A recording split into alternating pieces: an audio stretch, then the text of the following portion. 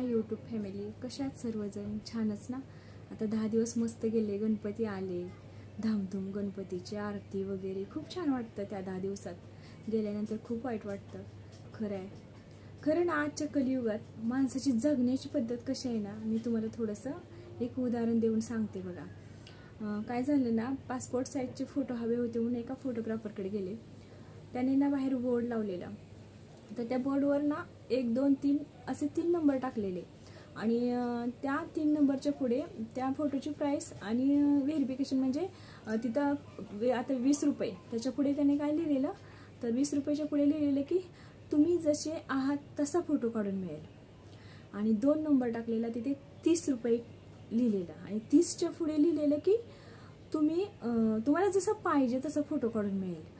आणि 3 नंबरला ना 50 असं व्हॅल्युएशन लिहिलेलं आणि तिथे लिहिलेलं की जसा तुम्हाला दुसऱ्याला दाखवता येईल ना असा फोटो काढून मिळेल.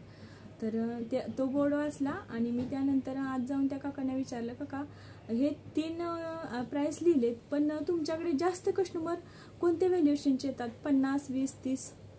त्या काकाने काय उत्तर दिलं माहिती आहे का? मी आत्तापर्यंत 5 वर्ष झाला हा बिझनेस करतोय, पण माझ्याकडे 20 आणि 30 मध्ये फोटो काढणारं कोणीच आले नाही. 50 रुपयाचेच फोटो काढणारे सर्व कस्टमर आले. म्हणजे माणसाला दुसऱ्याला दाखवण्याकरता जसा फोटो हवा आहे ना, तसेच म्हणजे 50 व्हॅल्युएशनचे, म्हणजे तिथं पुढं काय लिहिलेलं 50च्या की जसा तुम्हाला दुसऱ्याला दाखवता येईल असा फोटो काढून मिळेल. असेच लोक माझ्याकडे जास्त आले. असे त्या काकाने उत्तर दिले. यावरून असा बोध घेता येतो की माणसाला स्वतःसाठी नाही, दुसऱ्याला दाखवण्यासाठी जगायचं आहे. मी हा ड्रेस घातला तर मी कसं दिसेल, नाही, मग हा ड्रेस घातल्यानंतर मला लोक काय म्हणतील, मला कसा वाटतो तो, असं म्हणजे तसं नाही. आपणाला जे कम्फर्टेबल वाटेल तसं घालावं, तसं राहावं, बरोबर ना?